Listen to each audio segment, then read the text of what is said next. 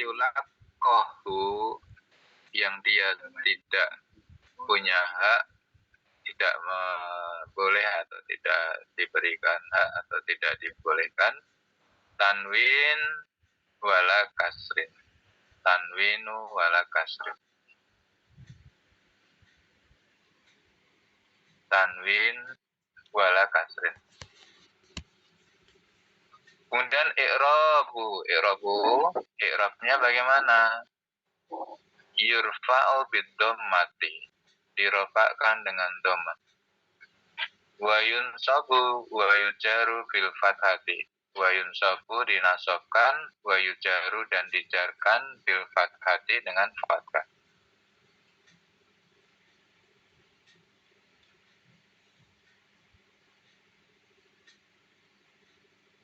Kemudian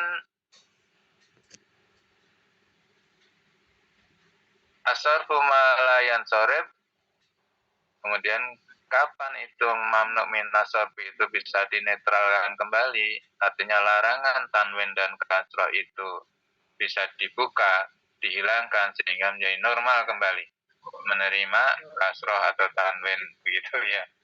Normal, aturan tidak boleh kasroh tanwin itu hilang, gimana caranya? Yaitu yusrofu mamnu min nasarfi wa yujaru bil kasroti, dengan cara jarnya adalah dengan kasroh. Kalau tadi kan jarnya dengan fathah ini ya Bu, Pak. Jarnya dengan fathah. Kalau setelah dinormalkan itu nanti bisa menerima kasroh ketika jar. Kapan? Yaitu ketika ditambahkan alif lam. Jika ditambahkan alif lam, maka yang tadinya tidak boleh kasroh, boleh kasroh. Masajidu, ini kan tidak boleh ini masajida ini. Ini isim muntahal jumu ya, siga muntahal jumu. Apa itu siga muntahal jumu? Isim yang setelah alif itu masih ada dua huruf ya. Sudah ada alif, setelah alif ada dua huruf. Atau setelah alif 3 huruf dan huruf tengahnya sukun. Nah itu istiqah muntahal jumu. Masajidu, masajida, nggak boleh masajidi. Tapi kalau ditambahkan alif lam, maka boleh menjadi fil masajidi. Jadi boleh kasroh lagi. Kalau nggak ada alif lamnya, nggak boleh, dia nggak bisa kasroh.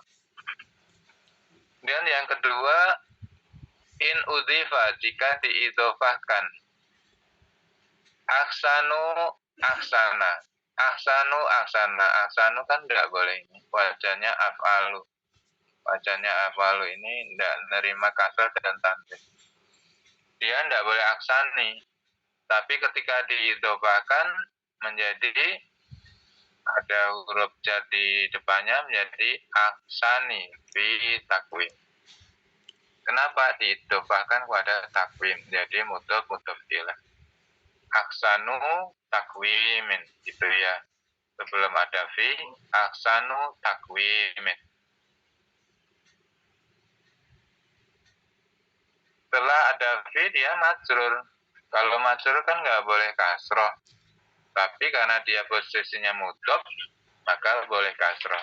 Jadi fi ahsani takwim.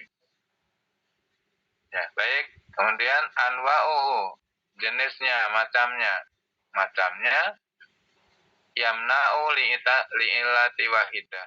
Ini li'ilati itu dulu pernah ya Pak Milas tanya apa? Ini mana huruf ilatnya gitu ya Pak Milas ya. Ingat itu Pak Milas. Iya Ustaz. Dua. Ini li'ilati wahidah sama yamna'u li'ilata ini dengan dua ilat. Ilat ini maksudnya jenis atau macam atau alasan Pak, bukan huruf ilat. Ya, jadi yamna'u li'ilata ini dia terlarang karena dua macam atau dua sebab ini. Dua sebab. Bukan maksudnya bukan dua huruf ilat li'ilata ini.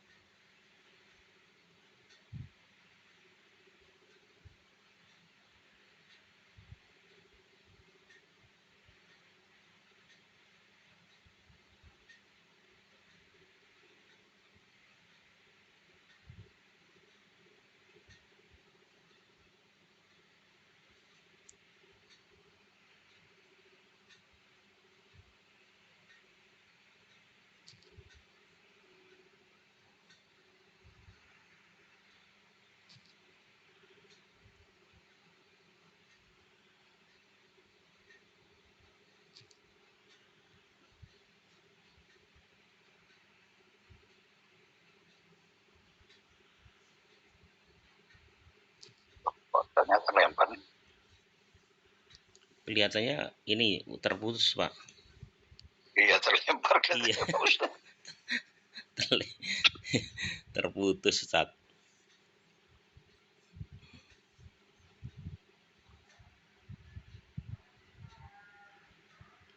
Udah hilang. Apa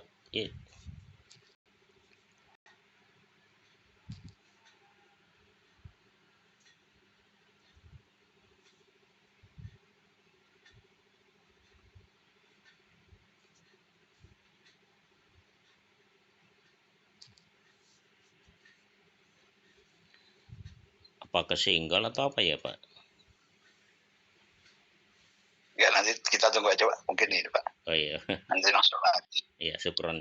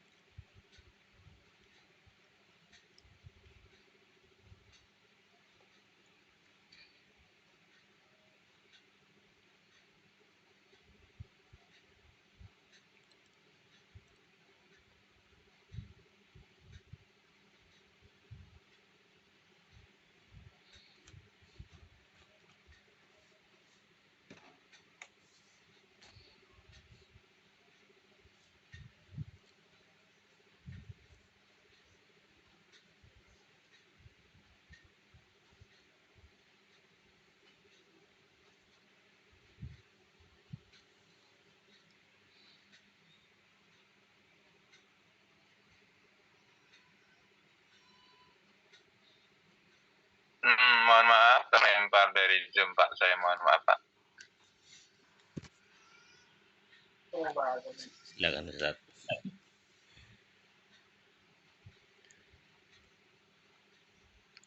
Baik, kita lanjut.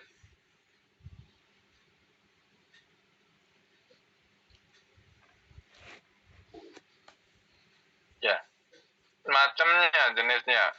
Yamna'u ilati wahidah.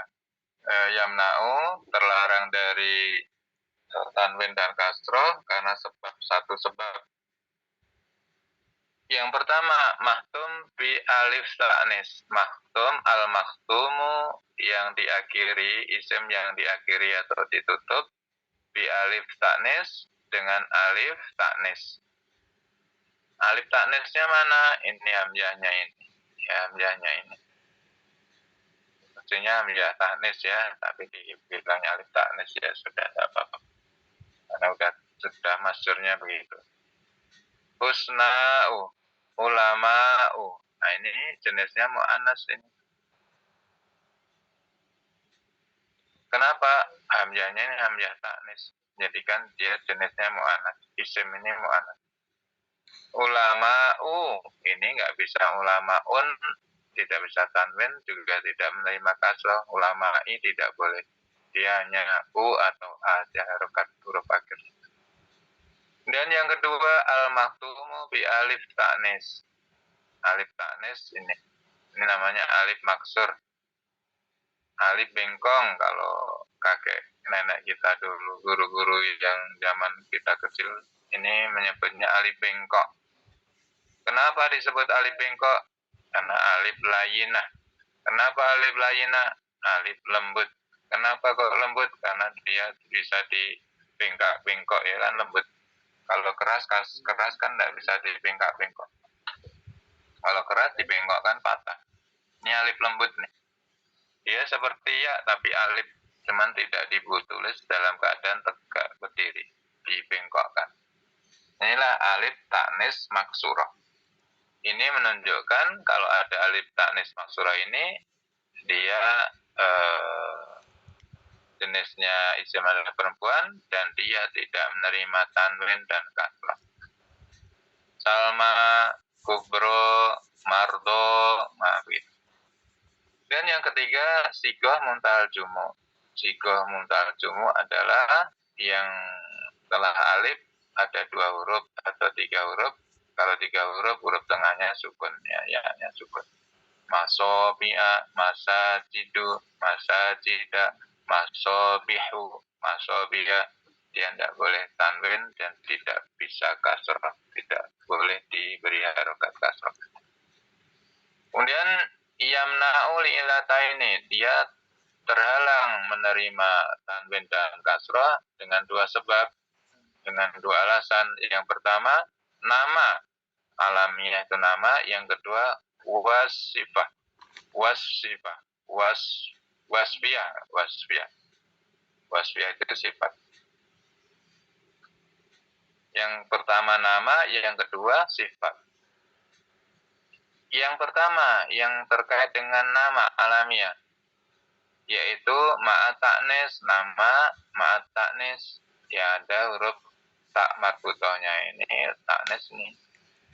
Hamzah itu mu'anas, tapi orangnya laki-laki. Ini rada aneh ini, maksudnya jenis katanya itu hamzah itu mu'anas perempuan, tapi untuk memberi nama anak laki-laki kalau di Arab.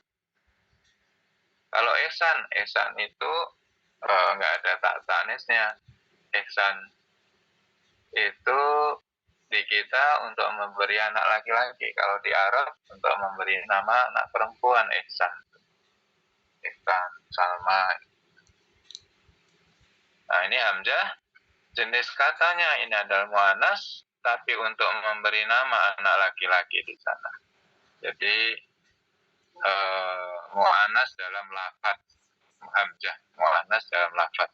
Kalau Fatimah ini mu'anas dalam lafaz dan mu'anas dalam makna, karena orangnya juga perempuan, jenis katanya juga perempuan. Kalau hamzah itu mu'anas fil lafzi, mu'anas dalam lafaz, bila makna, tapi bukan dalam makna, karena ini orangnya laki-laki. Seperti Allah itu kata gantinya dhamirnya huwa Allahu ahad. Katakanlah huwa dia, Allah ahad. Berarti Allah laki-laki ya Pak Ustadz? Iya, tapi laki-laki dalam lafaz. Kenapa? Kata gantinya huwa itu laki-laki. Laki-laki dalam lafaz, tapi tidak dalam makna. Karena Allah tidak laki-laki, tidak perempuan. Malaikat gimana Pak Ustadz? Malaikat juga tidak berjenis kelamin perempuan atau laki-laki. Jadi jenis kelaminnya apa malaikat? Yang jelas bukan laki-laki, bukan perempuan. Karena malaikat tidak diberikan kecenderungan tertarik kepada lawan jenis. Jadi mungkin kelamin ketiga ya, tidak tertarik kepada lawan jenis. Tidak tertarik pada laki-laki, tidak tertarik kepada perempuan. Jenis kelaminnya ketiga, yang kita tidak tahu karena ilmu kita sedikit. Sehingga gimana? Ya, malaikat tidak berkembang biak, tidak beranak pinak seperti manusia. Sekali diciptakan ya begitu saja.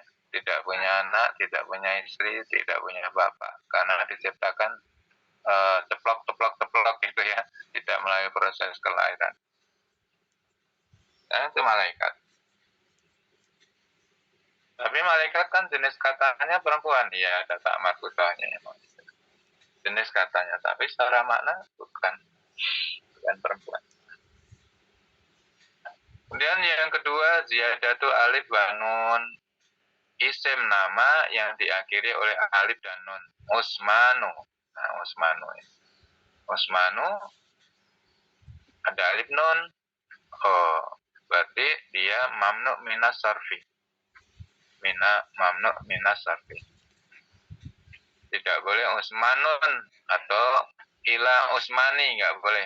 Kalau ditambahi huruf jar, ila Usmana, majrurnya dengan fathah, karena dilarang kasroh dan tanwin. Yang ketiga, waznul fi'li. Dia mengikuti wazan fi'il. Isim tapi wazannya fi'il. Wazannya apa? Af'alu. Wazan fi'il mudhari' tasrif yang ke-13. Af'alu. Maka Ahmadu yajidu itu fi'il mudhari' tasrif yang pertama, yajidu. Ahmadu ini yang ke-13 ya, yang dhamir anak itu. Ahmadu yajidu ini wazannya fi'il. wajahnya fi'il mudhari, maka dia juga tidak menerima tanwin, tidak menerima kasrah. Muhammadun, Muhammadin, Muhammadan itu menerima tanwin. Kalau Ahmad tidak. Ahmadu, Ahmada saja, tidak ada Ahmadi. Yajidu, Yajida, tidak ada Yajidi atau Yajidin, tidak ada. Kemudian yang keempat, Al-Uzmatu. Al-Uzmah itu nama asing, nama serapan yang bukan asli Arab. Ibrahim, ini nama Babylon, negeri Babylon, nama kerajaan Babylon. Di Arab tidak ada saat itu nama Ibrahim. Kalau sekarang udah banyak. Nama serapan, nama asing. Kemudian tarkib majazi. Tarkib itu susunan. Hadoro maut. Hadoro itu hadir, maut mati. Hadoro maut itu Hadromaut, kota di Yaman itu Hadromaut. Ini disebut kota mati karena dulu sepi sekali Hadromaut itu, kota mati. Kota mati, kenapa? Ya sepi banget, nggak ada tanda kehidupan gitu ya. Tapi kemudian ada yang masih ada keturunan dari Rasulullah yang hijrah ke situ ya, hijrah ke Yaman, kemudian hidup ya, kota itu menjadi hidup. Yang mempunyai gelar muhajir itu, cicit Rasulullah yang gelarnya muhajir itu yang hijrah ke Yaman. Yaman kemudian menyebar ke Indonesia. Hadramaut. Jadi yang menyebarkan Islam ke Indonesia yang dari Hadramaut, Gujarat itu India. Yaman, India. Maka orang kita kan pakai sarung, Pak, senangnya pakai sarung yang ketularan dari Yaman sama India itu. Mereka pakai sarung senang. Nah, Islam kita di Nusantara ini disebarkan oleh mereka. Pedagang-pedagang dari Hadramaut, dari Gujarat, Pakistan, India. Ini dari susunan dua kata ya. Majas itu tidak dalam arti hadir mati, ini kias saja, kias. Karena itu nama kota. Maka tidak boleh hadoro, mautun, mautin, nggak boleh, dia tidak ditanwin dan tidak di kasrah. Hadoro mautun. Kemudian yang ke-6 yang tidak ditanwin dan kasrah adalah nama yang adil. Nama adil, Umar itu berarti adil. Ya, beliau memang terkenal adil, Umar. Maksudnya adil itu huruf pertama doma, huruf ketiga doma gitu ya, adil. Adil di garis tengah dia adil. Umaru ini kan adil nih. Ainnya doma, roknya doma, maksudnya adil begitu. Jadi ujungnya doma, yang pinggir doma. Nama yang adil. Umaru. Ya, baik, contohnya Umaru. Contoh yang lain, terus lihat ke atas ya, kalau contoh lain. Baik. Kemudian wasfiyah atau sifat. Jadi karena sebab dia sifat bersama ziyadah alif dan nun, sifat yang ditambahkan alif dan nun. Atsan itu harusnya ada alif dan nun, maka dia dilarang tanwin dan kasrah. Wajan fi'il sifat, tapi wajannya fi'il. Kalau tadi wazan fi'il itu nama ya, Ahmad, Yazid itu wazannya fi'il, tapi dia nama alamnya. Kalau ini sifat. Ahsanu lebih baik, akbaru lebih besar. Ini wazannya af'alu, wazan fi'il mudhari'. Akbaru wazannya fi'il mudhari', af'alu juga. Nah, ini ahsanu, akbaru tidak boleh kasroh, tidak boleh tanwin. Nomor 3, al-adlu. Al-adlu itu setimbang, maksudnya musana itu 2, sulasa 3, ruba'a itu 4. Jadi musana itu bukan 2, tapi 2. Jadi totalnya 4, adil. para peserta masuk ke ruang wawancara interview dua musana, dua. Jadi dua orang. Oh, berarti 4. Gitu. 4. Baik, kita lanjut ya Pak. Ini mulakos untuk ingatkan kembali di bab mamnu minas sarfi ada di halaman ini ringkasannya. Kita lanjut halaman 19 ya kita sekarang.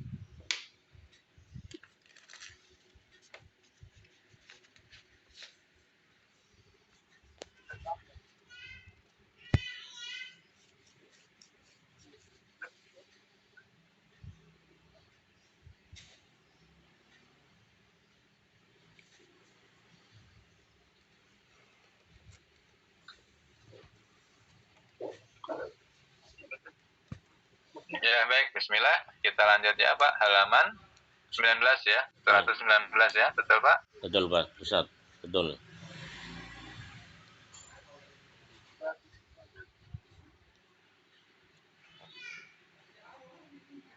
Iya baik.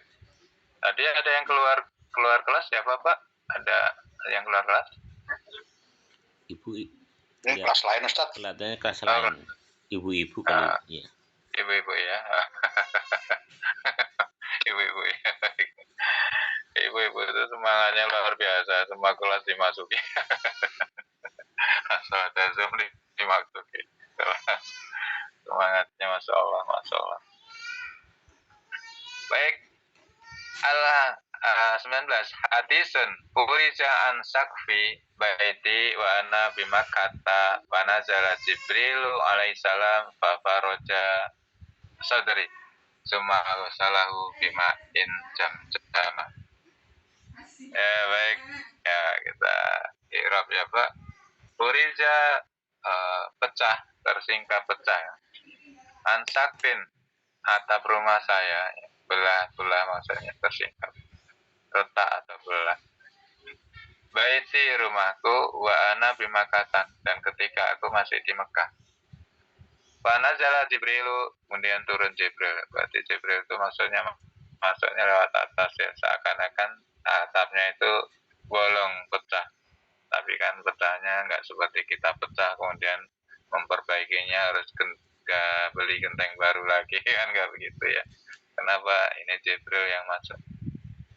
Panazala Jibrilu, maka Jibril turun. Jibril alaihissalam, ini gelarnya Jibril itu sama seperti Nabi alaihissalam. Fafaraja sodri, maka kemudian membelah sodri dadaku. Summa salahu, kemudian membasuhnya, mencucikannya. Siapa mencucinya? Sodri. Jibril mencuci dada saya, maksudnya hati ya, isi jantung, isi hati, isi dadanya. Bima'i jam-jama, bima'i dengan air jam-jama jam-jam. Ya, baik. Maka tak ismu majrurun, ismun majrurnya bilba. Ini majrurnya dengan ba huruf jar. Wa alamatu jarihi al-fathatu. Tanda ciri jarnya adalah fathah. Loh, kok fathah? Harusnya kasroh. Li'anahu mamnu minas sarfi, karena Makkah ini terlarang menerima kasroh, mamnu minas sarfi, tidak menerima tanwin dan kasroh. Dijarnya dengan fathah, tidak dengan kasroh. Li alamiyati matanis, yaitu karena dia nama dengan akhiran taknis, taknis yaitu tak marbutoh. Jadi nama yang diakhiri taknis tak marbutoh. Dia mamnu minas sarfinya masuk pada li alamiyati karena nama taknis. Kemudian Jibrilu mana Jibrilu fa'il marfu'un. Nazala fi'il, Jibrilu fa'il. Nazala turun, siapa yang turun? Jibril, malaikat Jibril. Fa'il itu marfu'. Wa alamatu rafi ad-dhammatu. Alamat rafa'nya dhammah. Wa huwa mamnu minas sarfi, dia termasuk mamnu minas sarfi yang ketika majrur dia dengan fathah, tidak dengan kasrah. Kemudian li alamati umzah, mamnu minas sarfi, Jibril itu alasan mamnu minas sarfinya adalah uzmah. Uzmah itu nama asing, bukan asli Arab, nama asing. Tapi sekarang udah banyak jadi nama orang Arab ya, Abu Jibril. Abu Jibril. Jibril ini orang Barat pakai nama juga ya, tapi namanya Gabriel, itu Gabriel dari Jibril. Orang Barat banyak yang pakai nama Jibril, Gabriel, pakai huruf G, itu Gabriel, Jibril. Walamatu rafi'atu matu wa huwa mamnu'u minas sarfi, dan dia mamnu' minas sarfi. Mamnu' minas sarfi. Apa alasan mamnu' minas sarfinya? Uzmah, nama serapan, nama bukan dari nama Arab, nama asing. Kemudian zamzama, mana zamzama? Bimain ma'u zamzama. Oh ya, ini mutaf ilaih. Ma ini mutaf, zamzamanya mutaf ilaih. Mutaf ilaih selalu jar. Mutaf ilaih itu matur. Kok maturnya dengan fathah zamzama ini? Karena li'ana minasorfi li'alamiyah ma'ata'nis. Dia nama perempuan, zamzama. Ini zamzama. Kita lihat zamzama ini masuk kemana ya Pak? Kalau di mulakos tadi zamzama. Alamiyah ma'ata'nis. Alamiah ma'ata'nis. Di sini ya, Fatimah jam alamiah ma'ata'nis. Dinamai dengan nama itu perempuan. Tapi tidak ada tak marfutohnya ya. Jam-jama itu untuk menamai perempuan. Seperti Ihsan itu ya. Ihsan juga untuk alamiah ma'ata'nis. Itu nama untuk perempuan, tapi tidak ada tanda ta'nisnya. Baik, kita lanjut lagi.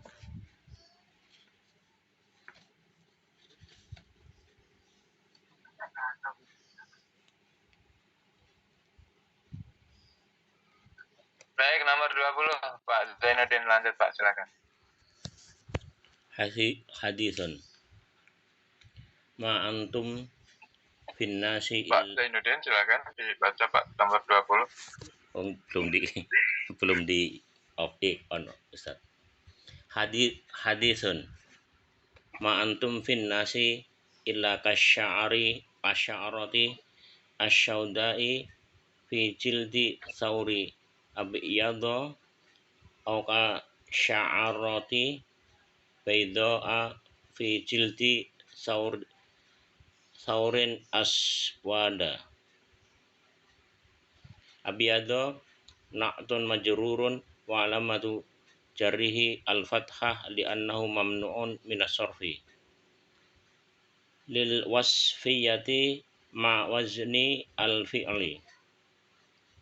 Bayda'a na'tun majrurun wa alamatu jarrihi al-fathah li'annahu mamnu'un minas sarfi li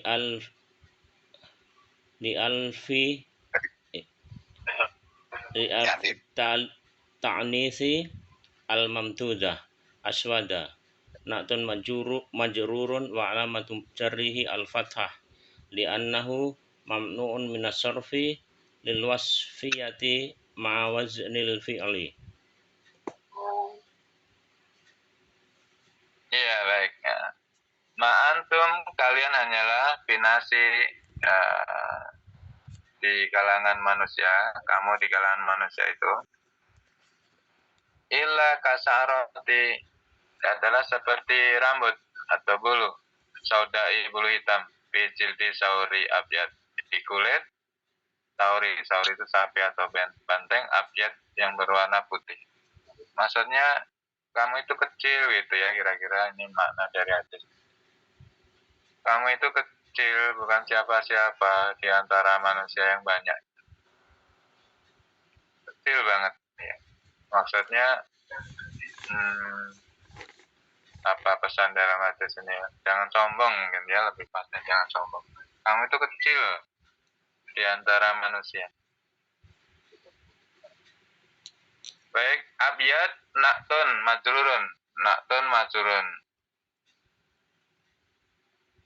Abiyat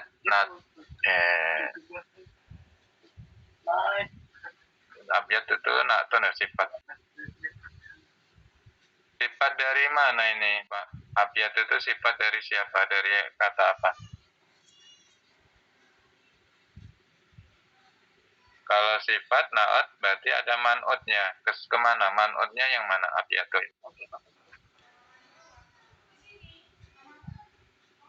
Jildi. Abiyat ini sifat. Ya. Man'utnya mana? Ya kata di depannya ya saurin. Ya. Iya saurin. Saurin. Mestinya saurin abiyadin ya ini harusnya ya.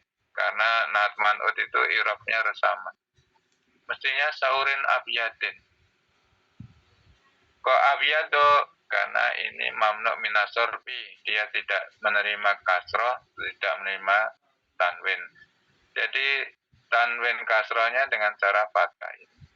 Abiyado. Seharusnya saurin abiyatin kalau dia bukan mamnu minasorfi. Kemudian al-baitoa, naktun majrurun. Nah ini al-baitoa lagi. Baitoa. Ini naktun itu sifat atau naat atau sifat. Naktun. Kalau naktun sifat mausubnya mana? Mausubnya ya kata di depannya sya'aratin rambut. Sya'aratin rambut itu bulu. Kalau yang disifati mausubnya itu majrur oleh huruf jarka, maka sifatnya harusnya juga baidoin. Tapi kok dia baidoa bukan baidoin karena dia terlarang kasroh dan terlarang tanwin. Jadi majrurnya dengan fathah. Tapi dia majrur karena naktun. Sifat dari sa'aratin dan yang disifati ini adalah dia majrur oleh oleh huruf jarka. Kemudian aswada, naktun majrur, naat lagi. Aswada ini naktun atau sifat dari mana? Dari saurin. Kenapa saurin ini kasroh? Karena dia mudhof ilaih. Mudhofnya mana? Jildi ini mudhof, saurin ini mudhof ilaih. Mudhof ilaih selalu jernya dengan kasroh. Sedangkan aswada ini sifat dari saurin. Saurin ini majrur, maka aswada ini juga majrur. Tapi majrurnya tidak dengan kasroh, tapi dengan fathah. Karena dia menolak itu tidak boleh di kasroh atau tanwin. Baik, Pak Milas lanjut Pak 21. Hadisun la tusaddu rihalu illa salasati masajida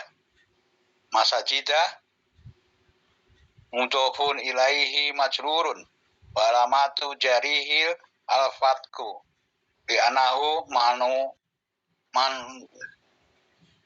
min asorfi li sigotu muntah jama muntah jumuk. Ya, baik.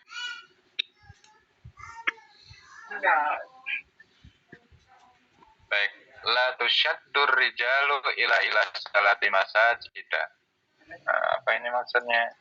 Janganlah kamu terlalu bersikeras mengajak laki-laki kepada 3 masjid. Maksudnya ini bicara 3 masjid yang keutamaannya lebih di atas masjid yang lain. Yang kita juga anjurkan untuk menziarahinya. Apa ini? Masjid Haram. Terus masjid Nabawi, satu lagi Masjidil Aqsa. Masjidil Aqsa ya Pak ya, Masjidil Aqsa di Palestina ya. Ketiga masjid ini dikuatkan kalau ngajak ziarah mengunjungi masjid ya, ketika masjid itu gitu ya, ketiga masjid itu punya keutamaan yang lebih. Baik, masajid ini mudhof ilaih. Mudhof ilaih selalu jar. Salah satu masajid ini mudhof. Nanti punya nama khusus ya Pak. Dia rangkaiannya mudhof ilaih, tapi nanti adat, karena ini adat makdud. Makdud itu yang dihitung. Bilangan adat itu bilangan, makdud yang dihitung. Kayak masajid itu. Benda yang dihitungnya. Tapi secara rangkaian kata dia ikut aturan mudhof ilaih. Tapi secara khusus dia nanti bahasan materinya di adat makdud. Nanti kan ada bahasan khusus di salah satu masajid. Adat itu bilangan, hitungan, makdud yang dihitung, yang dibilang. Masajid mudhof ilaih majrurun. Karena salah satu ini mudhof, masajid mudhof ilaih. Karena mudhof ilaih, apa aturannya? Mudhof ilaih selalu jar. Majrurun, mudhof ilaih majrur. Wa alamatu jarahnya al-fathatu. Ini fathah. Kenapa dilarang kasroh? Li'annahu mamnu' minas sorfi. Lisigotil muntaha cuma. Dia mamnu' minas sorfinya mengikuti kelompok sigoh muntahal jumu'. Apa itu? Yang setelah alif ada dua huruf. Alif, dua huruf jida. Masajida. Baik, nomor 22. Silakan Pak. Siapa berikutnya? Pak Tony ya. Pak Tony silakan. Ya Ustaz. Hadisun. Na'at. Kuntu ar'aha ala qarari to li ahli Makkata. Qarari to ismun majrurun wa alamatun jarihil fathati li annahu mamnu minas sorfi Lisigoti. tahal jumu. Makkata mudhafun ilaihi majrurun wa alamatun jarihi fathatu li'annahu mamnu minas sorfi lil alamiyati ma'a tatanis. Iya, maaf taknis. Iya, baik, terima kasih Pak. Naam, iya, kuntu ar'aha. Dulu memang aku yang merawatnya ala kororito ya ahli Mekah. Untuk ahli Mekah. Baik, kororito ini majrurnya oleh huruf jar ala, maka harusnya kororiti. Tapi dia nggak menerima kasrah, maka jarnya majrurnya dengan fathah. Kenapa dia mamnu minas sorfi, masuk kelompoknya apa? Muntahal jumu, yang setelah alif itu masih ada 3 huruf dan huruf tengahnya sukun, yaknya sukun. Itu muntahal jumu kan ada 2 ya Pak. Setelah alif itu ada yang 2 huruf, setelah alif ada yang 3 huruf. Kalau yang setelah alif 3 huruf, huruf tengahnya sukun. Nah, sigoh muntahal jumu. Sigoh muntahal jumu. Iya, baik. Kita lanjut ya, nomor 23. Silakan. Bu Yuni menyimak atau ikut baca Bu Yuni? Oh, menyimak ya, Pak Zainuddin lanjut Pak. Hadisun.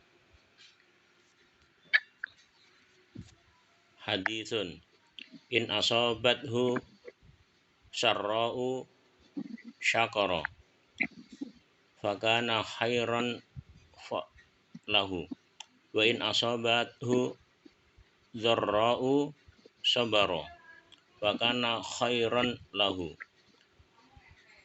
syarra'u fa'ilun marfu'un wa lamatu rafa'i dhammatu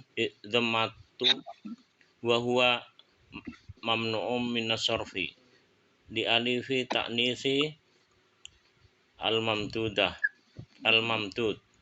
darra'u fa'ilun marfu'un wa lamatu rafa'i dhammah wa huwa mamnu'un minas sarfi di alifi ta'nisi al-mamdudah. Ya baik, terima kasih Pak. In asobatu syarra'u syakara, jika menimpanya atau mendatanginya syarra'u, syarra' itu lapang, syakara, dia bersyukur. Yang datang itu ada kelapangan itu apa? Nikmat, rezeki, banyak penghasilan, misalnya itu lapang tuh. Apa momen itu? Syakara, bersyukur. Jika ditimpa kelapangan atau mendapatkan kelapangan, syakara, bersyukur. Fakana khairan lahu, maka itu baik bagi dia, bagi itu mukmin. Kenapa? Ya pasangannya nikmat itu kan bersyukur pasangannya. Nikmat, leluasa, lapang itu syukur.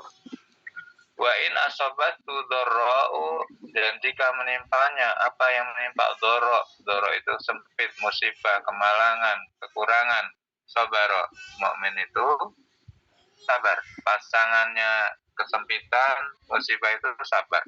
Sudah dipasangkan itu. Fakana khairan lahu, maka itu juga baik.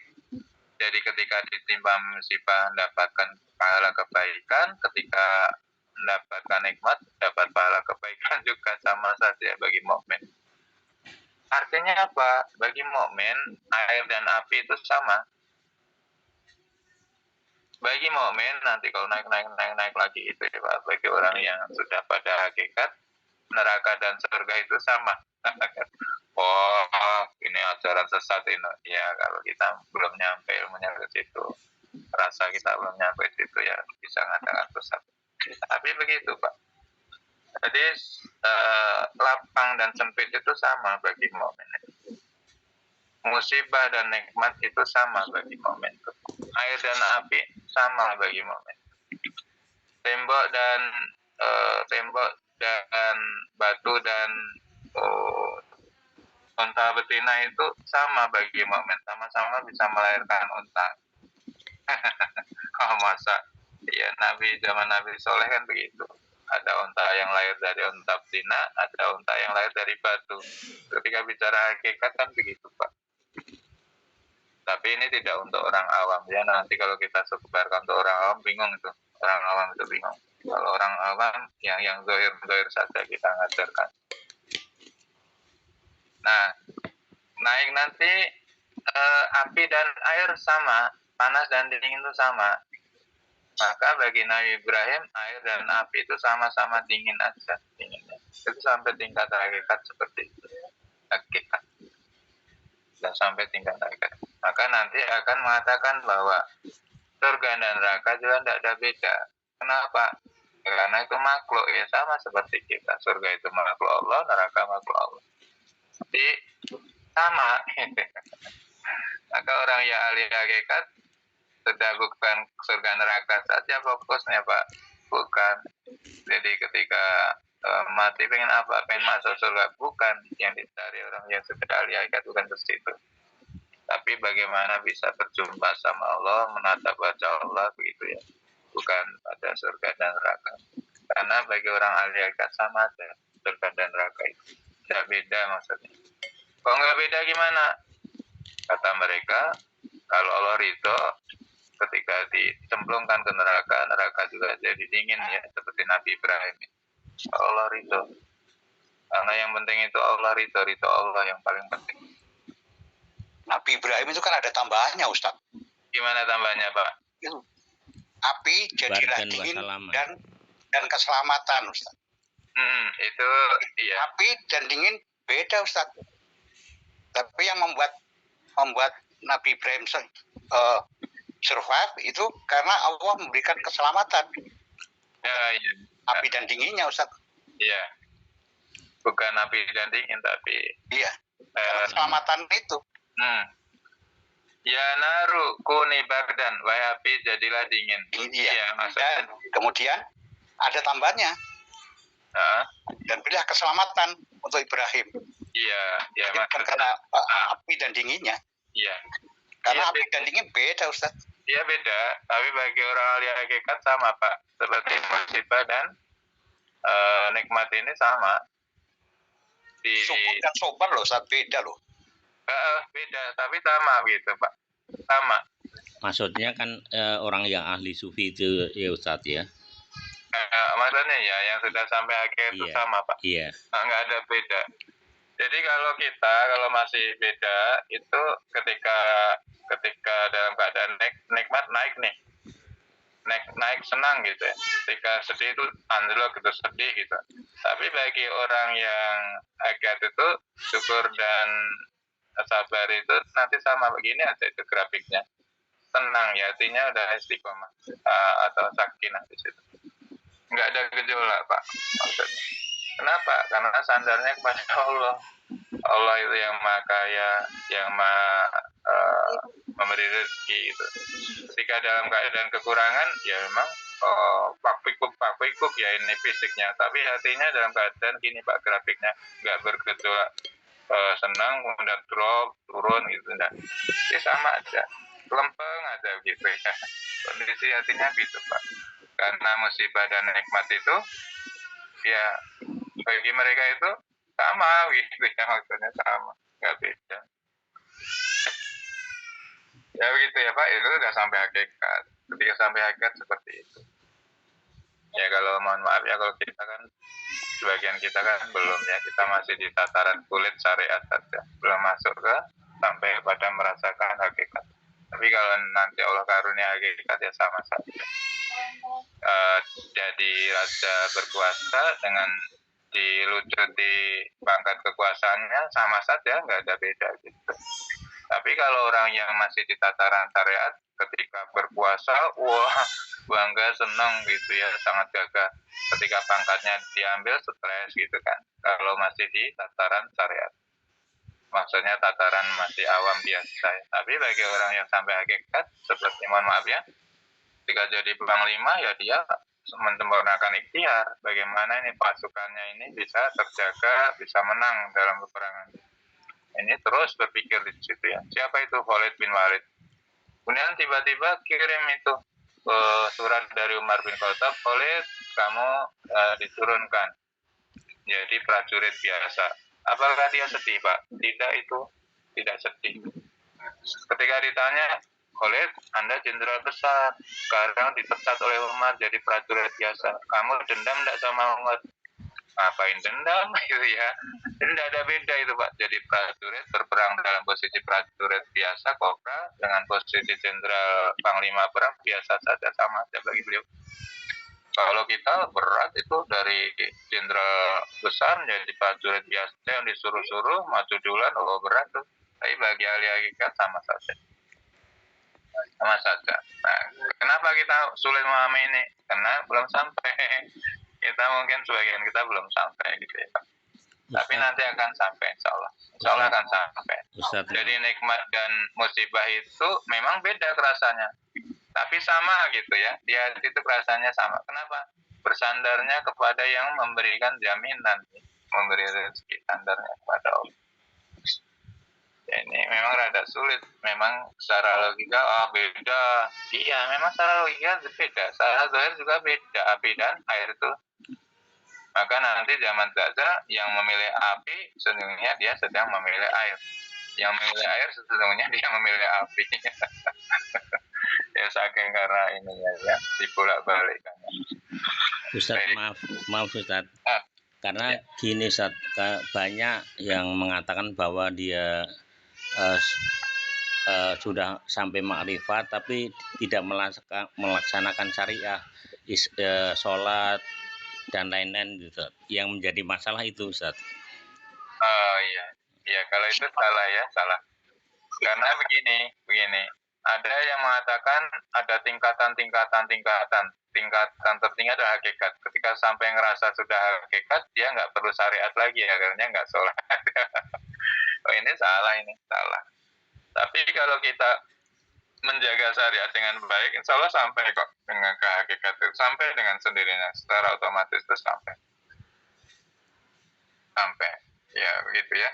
Tapi kalau ngejarnya memang ke hakikat, wah nanti emang bisa ketipu ya, ngejarnya saya harus hakikat, sampai tingkat hakikat.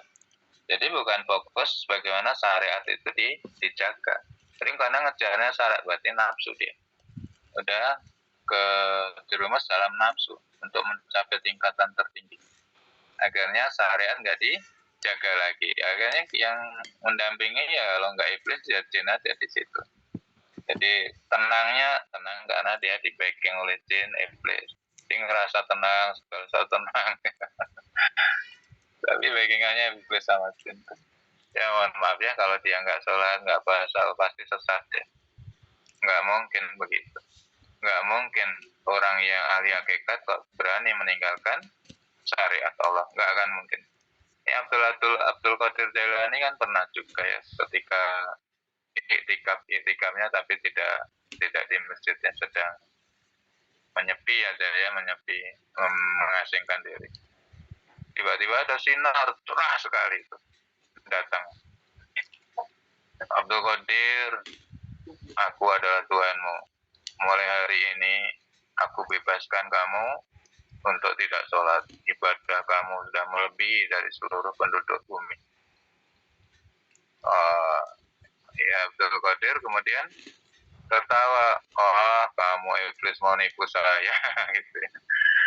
Oh kamu nih iblis mau nipu saya. Itu sinar terang sekali ada bicara seperti Abdul Qadir, ya ibadah kamu itu sudah nilainya ngelebihin dari seluruh penduduk bumi. Kalau dijumlahkan nggak bisa ngalahkan nilai ibadah kamu. Mulai hari ini kamu dibebaskan untuk tidak sholat. Ya tapi Abdul Qadir Jailani kan udah menjawab seperti itu. Iblis, ngapain kamu kesini mau nipu aku? Baru kemudian iblis menampakkan aslinya, ketawa-kawa, kayak juga. Ketahuan ya maksudnya. Tapi kalau orang biasa kena seperti itu, kemakan Bu, Pak, ya, ke yang mereka menyepi ke gua, ke pantai gitu. Ya bisa ditipu kayak modelnya Abdul Qadir. Kamu sudah sampai tingkat makom tertinggi, kamu sudah tidak usah sholat, kamu sudah punya karomah ini, dan bisa dicoba ya. Pegang air jadi api ya, karena itu di backing oleh iblis itu untuk meyakinkan nggak usah sholat itu. Dan macam-macam Mbak, ya seperti itu. Maka Rasulullah kan kemudian melarang itikafnya di masjid saja, nggak usah di gua, nggak usah di hutan, nggak usah di pantai, nggak usah di tempat nanti ketipu jin ya kalau tidak pinter ya, maksudnya mati lemah ketipu jin. Jadi ngerasa ditemui malaikat tapi sesungguhnya adalah iblis, ditemui oleh roh para nabi dan rasul, sesungguhnya adalah iblis yang menyamar dengan pesan tidak usah puasa, tidak usah menjalankan syariat, kamu sudah pada makom tertinggi dan kamu punya karomah, punya kesaktian yang tidak dimiliki oleh umat Islam yang lain. Sudah kemakan di situ. Apa tandanya? Ini aku beri tongkat, agak muncul tongkat ya seperti mukjizat zaman Nabi. Kemakan itu Pak seperti itu. Maka kita fokus di syariat aja, karena insya Allah syariat ini kepegang, nanti sampai otomatis akan naik gitu ya. Tingkatan akan naik. Begitu ya Pak Mila, secara zahir memang beda Pak. Secara zahir beda. Jadi panas dingin secara zahir beda. Tapi bagi ahli hakikat nanti sama saja. Maka orang sufi kan doanya begitu. Ya Allah, aku nggak apa-apa masuk neraka asal engkau ridho gitu ya. Karena ngapa ngerasa? Karena neraka itu makhluk, surga juga makhluk. Sedangkan yang dituju adalah Allah gitu ya, bukan neraka surganya. Jadi bagi orang sufi itu, mohon maaf ya, surga juga kurang menarik, neraka juga kurang serem gitu ya. Sama saja karena sama saja. Apakah itu benar? Benar untuk mereka yang sudah sampai tingkat itunya. Kalau untuk orang awam jangan coba-coba kita menyampaikan seperti ini. Bisa kacau nanti ya, bisa kacau.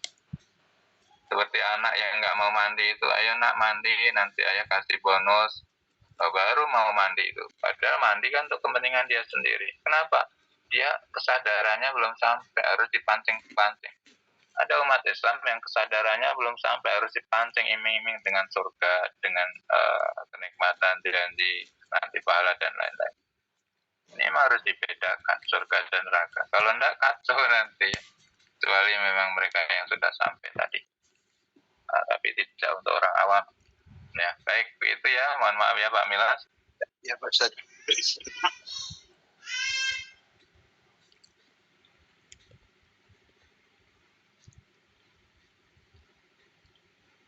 Sampai nomor berapa nanti tadi ya? Ya udah selesai ya ini ya. 23 tadi. 23 ya. Saro ini hamzah mamdudat ya ini. Dia hamzah mamdudat itu menjadi tanis ya, jenis katanya perempuan. Tandanya ada hamzah mamdudat. Hamzah setelah alif.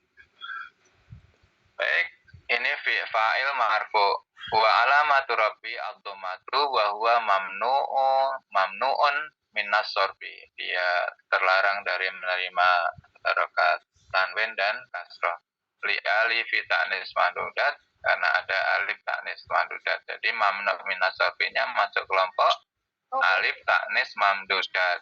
Ya, ini alif bukan alif ya, nanti bingungin. Alif kan yang depannya Ustaz. Iya, maksudnya hamzahnya. Alif ta'nis mamdudat. Fa'il marfu doro, fa'il marfu sama ya, wa alamatu rafi ad-dhammatu wa huwa mamnu'un minas sorbi li alif ta'nis mamdudat. Baik, lanjut siapa berikutnya? Pak Ustaz. Ya, Pak. Hadisun wa mataqaraba ilayya abdi bisyai'in akhaba ilayya mimma faratu alaihi. Ahabba na'atun li syai'in majrurun. Walamatu jarihi al-fatahu li anahu manu amila sorfi bil wasfiyati ma'a wajan af'ala.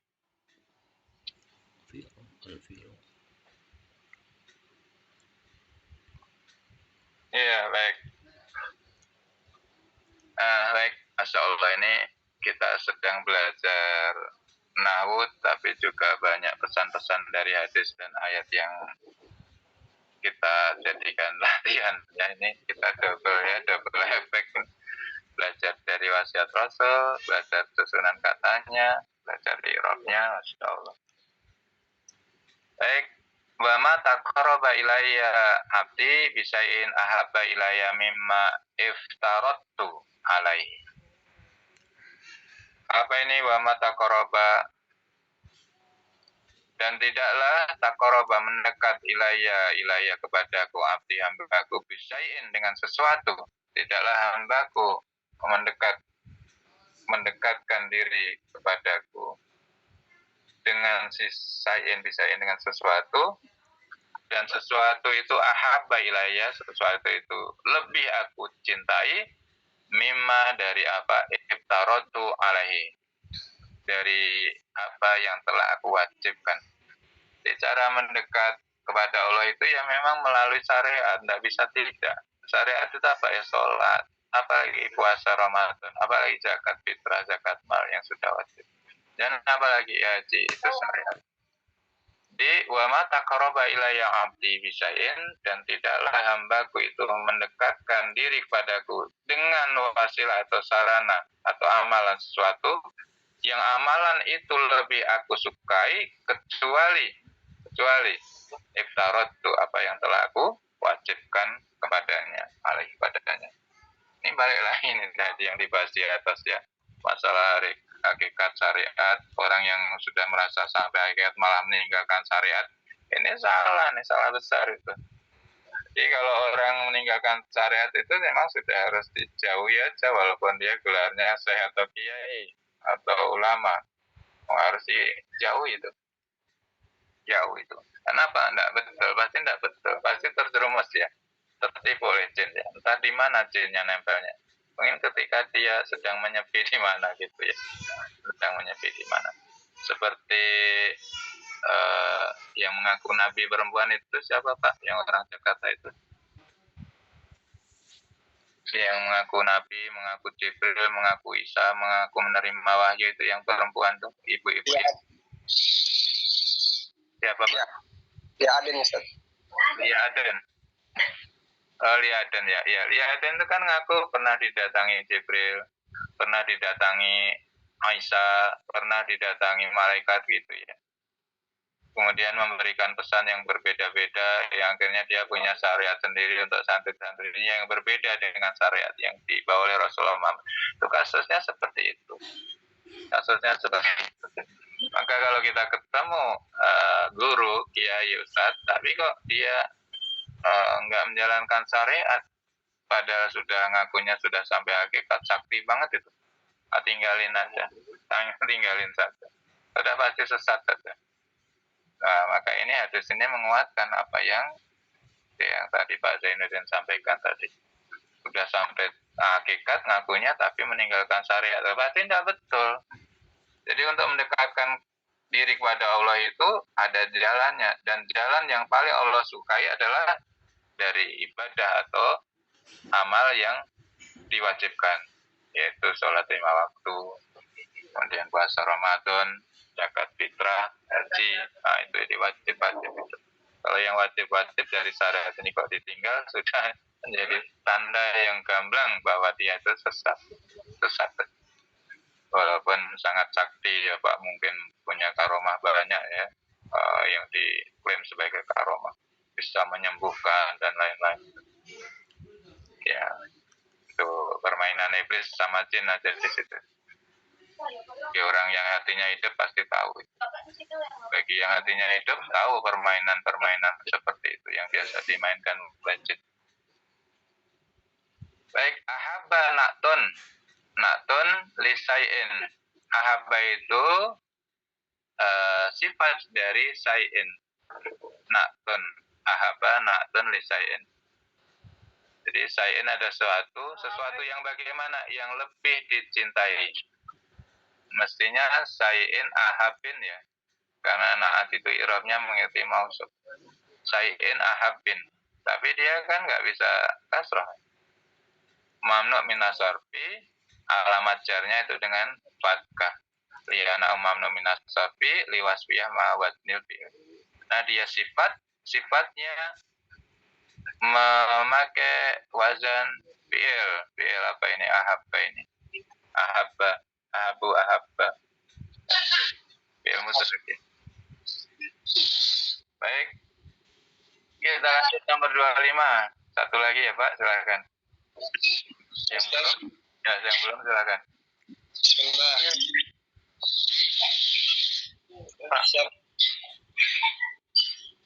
Hadisun la yusolliyanna ahadul asro illa fi baini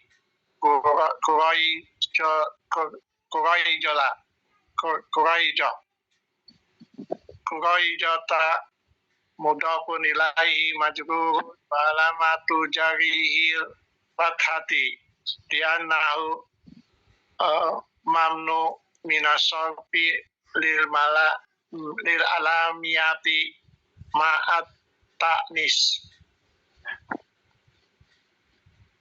Ya, baik. La yusalliyana ahadul asro ila fi bani Quraidah. La yusalliyana. Ini ada non taukid sakilah. Berarti ini ada penegasan perintahnya. La yusalliyana. Janganlah sholat benarnya sungguh-sungguh, benar-benar atau sungguh-sungguh janganlah kalian sholat ahadul asr itu salah seorang di antara kamu al-asr, sholat asar, ila kecuali fi bani Quraidah, kecuali apabila telah sampai di kampung Bani Quraidah. Ini kan ada kisahnya ini ya Pak ya. Ini Rasulullah memberangkatkan berapa kompi pasukan. Berangkatnya dalam bentuk beberapa kelompok, kan memang dibagi-bagi ya. Kenapa? Supaya gampang ngaturnya, koordinasi.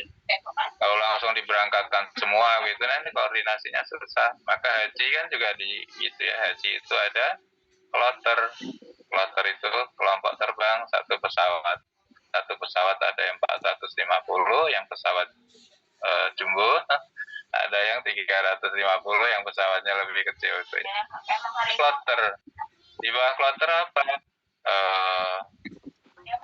Bawah kloter apa, Pak? Rombongan, Ustaz. Ya, rombongan. Rombongan ini satu bis. Ini satu pesawat. Rombongan satu bis. Satu bis berarti sekitar 45 orang. Satu bis ya, satu bis. Nanti satu bis ini dibagi regu. Jadi ada 4 regu. Ini kan dibagi-bagi apa? Untuk memudahkan koordinasi, memudahkan pengawasan. Jadi kalau ketika ada sesuatu,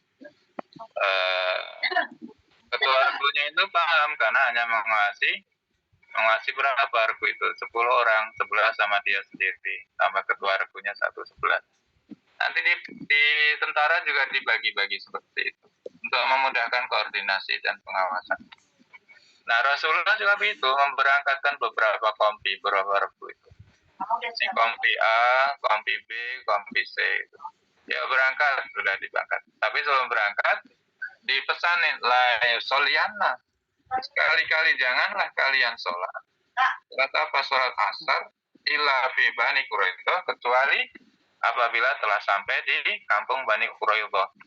Bani Quraidah ini kampung Yahudi ini, pemukiman Yahudi, suku Yahudi. Maka A, B, C berangkat. Nah, setelah berangkat tetap pesan ini diingat karena pesan Rasulullah wasiatnya. Ini kelompok A ini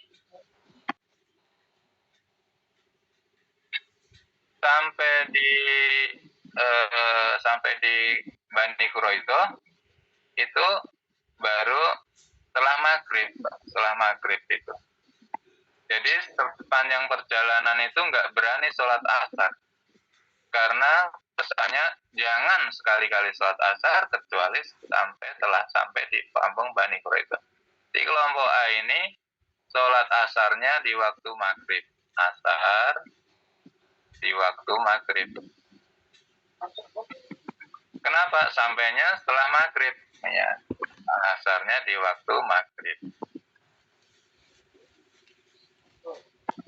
Kemudian B ini, kelompok B ini, dia ketika melihat ini, matahari kok sudah condong. Wah, ini kita nggak kebagian waktu sholat asar. Maka dia setengah berlari, Pak. Sampai posisi ini setengah berlari. Kemudian sampai Bani Quraidah ini matahari belum terbenam. Sehingga sholat asar di kampung Bani Quraidah di waktu sebelum masuk waktu maghrib yang kelompok B ini. Kemudian terjadi olok-olokan, kamu sholat apa ini? Kami sholat asar. Ini sudah maghrib. Kata Rasulullah, jangan sholat asar kecuali di kampung Bani Quraidah. Kami nggak berani sholat asar di jalan. Itu ya Pak, memahaminya gitu yang lain. Ini terjadi perdebatan nih antara kelompok A dan B itu. Kelompok B memahami, kamu percepat perjalanan sehingga sebelum maghrib itu sudah sampai di kampung Bani Quraidah dan sholat asar di sana. Kelompok A ini memahami, pokoknya sholat asarnya di kampung Bani Quraidah. Kelompok A tidak memahami, tidak menafsirkan untuk mempercepat perjalanan. Jadi sholat asarnya di waktu maghrib.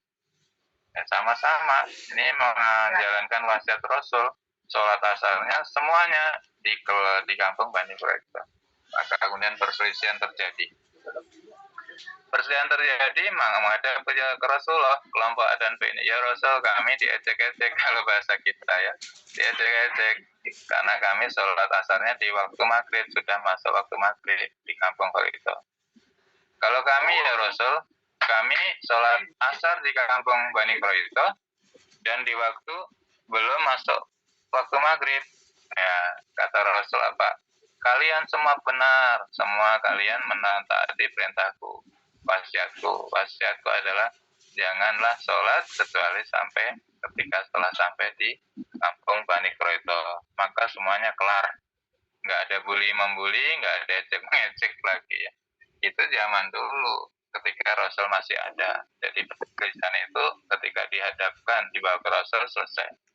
Tapi kalau sekarang kan perselisihan bid'ah itu bikin ini ya, bikin perpecahan ya, karena nggak ada Rasulullah yang menjadi hakim. Akhirnya sebagian ya memakai standar sendiri. Standar tadi, tapi Rasul kan nggak pernah menunjuk kamu bid'ah, kan nggak pernah ya. Selama Rasul hidup itu menunjuk sahabatnya kamu bid'ah, nggak sesuai sunnahku, kan nggak pernah membid'ahkan. Coba hadis mana yang Rasul menunjuk sahabatnya atau kaum muslimin yang ada pada waktu itu dengan telunjuk kamu bid'ah? Nggak ada, belum ditemukan. Artinya apa? Persaudaraan itu di atas harus diposisikan di atas persaudaraan dengan kaum muslimin, persatuan kaum muslimin. Jangan perkara, mohon maaf ya, celana cingkrang jadi ribut aja, celana cingkrang. Kemudian apalagi tahlil ribut. Masya Allah ya. Masya Allah. Ya baik, kita lanjut ya Pak. Jadi ini dua-duanya dibenarkan oleh Rasul. Padahal kalau secara zahir itu salah, itu yang kelompok A, masa sholat asar di waktu sholat maghrib. Kata Rasul benar. Kamu benar, semua benar. Ustadz, saya mau nanya Ustadz. Ya Pak. Yang seperti begini itu kadang-kadang dijadikan kias Ustadz di waktu sekarang. Gimana tuh Ustadz? Di waktu sekarang kias kasusnya gimana Pak? Kasusnya sehingga ngambil kias ini? Yang seperti tadi, seperti Ustadz jelaskan tadi, seperti sholat asar habis maghrib sama sholat asar sebelum maghrib itu kadang-kadang ada yang mengambil kias di seperti itu Ustadz. Itu gimana tuh? Ya baik ya. Kalau sekarang kan uzurnya apa kok? Uzurnya kalau sekarang karena ini kan kasusnya sangat khusus ya, sangat khusus ketika berangkat perang ini. Kalau sekarang uzurnya apa kok sholat asarnya itu setelah maghrib? Pak Ustadz, ini saya pulang kantor kan jam 5 dari kantor. Rumah saya di Tangerang, Jakarta macetnya ya, puncaknya macet di Jakarta Tengah. Sampai Tangerang itu udah jam 8. Di maghrib saya setelah Isya. Ini banyak yang ngeluh seperti ini. Gimana ini ya? Mau berhenti di tengah, gimana mundur? Gak bisa, ada mobil maju, gak bisa, terjebak macet itu. Akhirnya begitu. Maghribnya di waktu sholat Isya. Kalau itu namanya qadha Pak, bukan karena alasan seperti ini. Itu qadha aja, kehilangan waktu sholat di waktunya. Itu qadha nanti jatuhnya. Jadi melaksanakan sholat maghrib di waktu sholat Isya.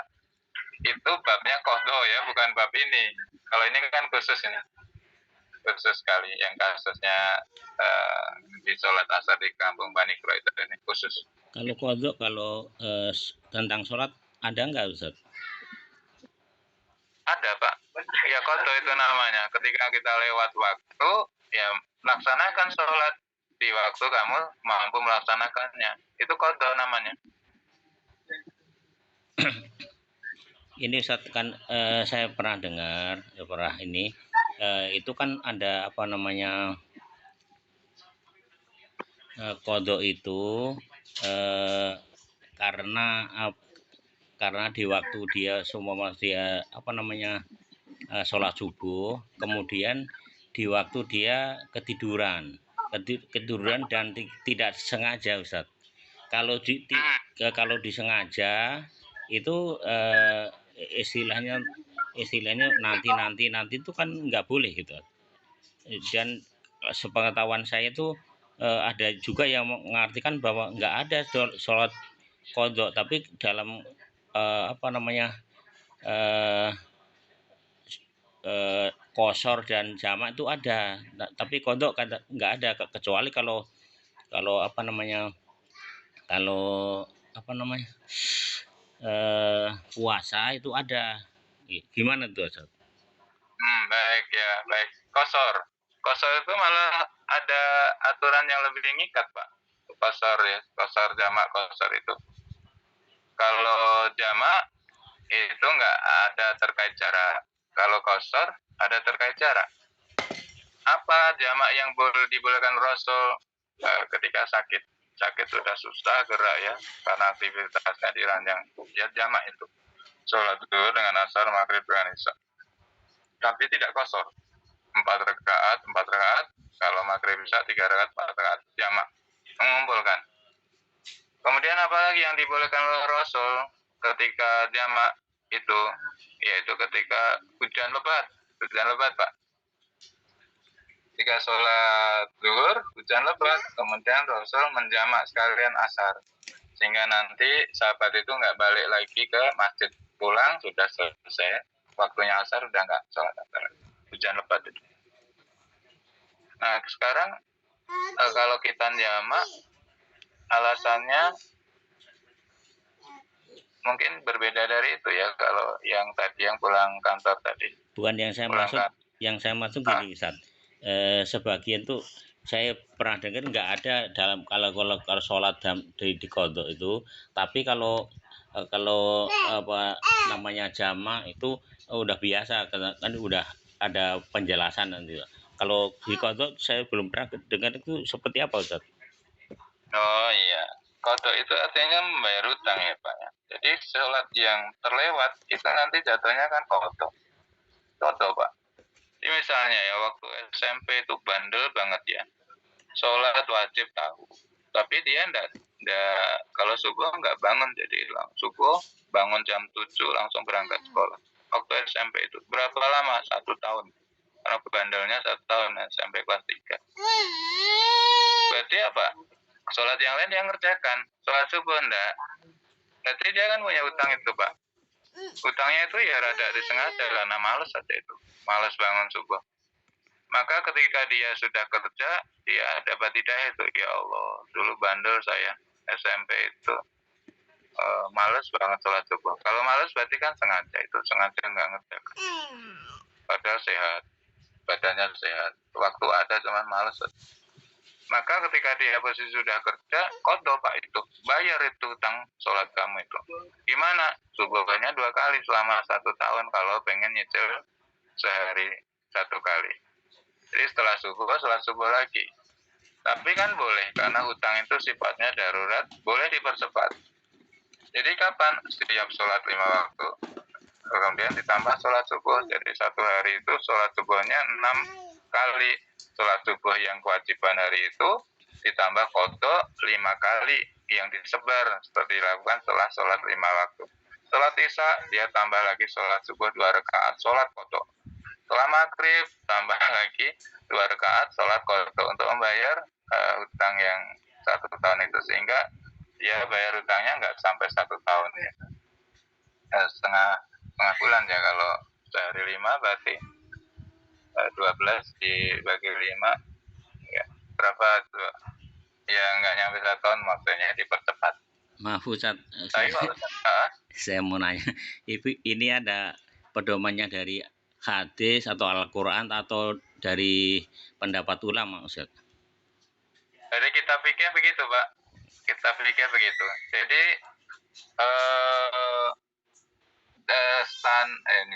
dalilnya standar, tapi yang dipakai itu bila kamu ketinggalan sholat, fatah ketinggalan, maka kerjakan di kamu, ingat atau ketika kamu sudah mampu melaksanakan. Dalilnya itu aja yang dipakai. Jadi ketika ketinggalan sholat, kalau ketinggalan sholat tidak harus karena ketiduran Pak, karena kesengajaan juga tadi itu yang seperti ketika masa bandel. Tapi hadis yang dipakai sama. Apabila ketinggalan sholat, laksanakan ketika kamu sudah ingat. Ingat itu artinya dia sudah sadar, dia sudah ngerasa punya hutang gitu ya. atau sudah mampu untuk melaksanakan. Itu ingat. Dalilnya itu yang dipakai Pak. Itu dari Rasul. Kalau penjelasan para ulama ya tambahin tadi ya. Tambahin. Pokoknya begitu ketinggalan, kamu bisanya kapan? Maghribnya. Ini setelah Isya. Saya bisa maghrib. Ya sudah, kerjakan. Maghrib setelah Isya. Jangan ditunda-tunda lagi begitu ya. Kalau mampu segera dilaksanakan. Begitu Pak. Jadi qadha itu ada, bukan hanya puasa saja. Qadha sholat itu ada. Tapi kalau orang tua punya hutang sholat, gimana Pak Ustadz? Apakah boleh diqadha oleh anak-anaknya? Nah, khusus sholat nggak bisa diwakilkan. Kalau puasa kan boleh, boleh fidyah itu ya, hutang puasa.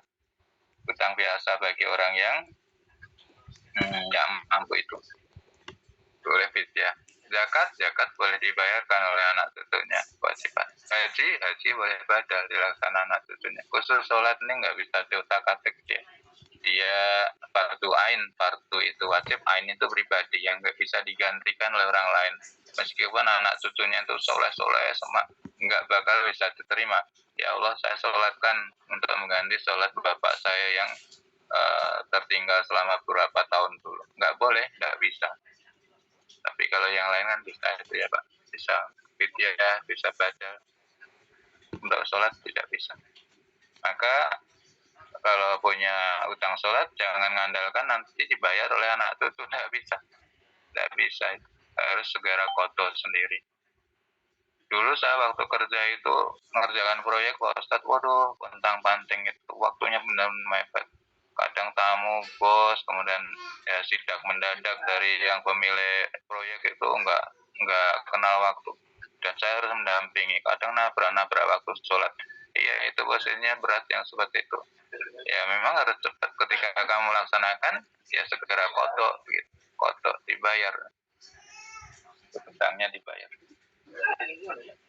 Itu ya Pak Zainuddin ya. Ya Ustaz. Cuman ini saat apa kemungkinan namanya fikih itu kemungkinan berbeda tuh jelas ada Ustaz. Fikih berbeda. Di dalam fikih itu kemungkinan ulama yang lain tuh berbeda mungkin juga ya Ustaz. Beda mungkin, tapi nanti kan kita lihat isma'nya kemana. Isma' itu mayoritas pendapat ulama. Jadi pendapat yang lebih kuatnya kemana. Yang kita ikuti yang itu. Karena memang fikih itu membuka ruang perbedaan pendapat, Pak. Fikih itu membuka ruang berbeda pendapat. Tapi nanti kita ikuti ya. Kita ikuti maksudnya ke siapa mayoritas. Nah, mazhab itu kan berbeda. Mazhab Hambali, kunut, enggak usah. Kunut subuh itu enggak usah. Imam Syafi'i, kunut, sunnah. Kan udah berbeda itu. Kita ikut yang mana? Terserah. Mau ikut mazhab Hambali atau Syafi'i. Kan bebas. Syukran. Mana yang benar? Nah, dua-duanya kan benar. Dua-duanya benar, Pak. Terserah mau ikut siapa. Mau ikut mazhab Syafi'i, berarti kunut kalau subuh. Kalau mazhab Imam Ahmad, enggak.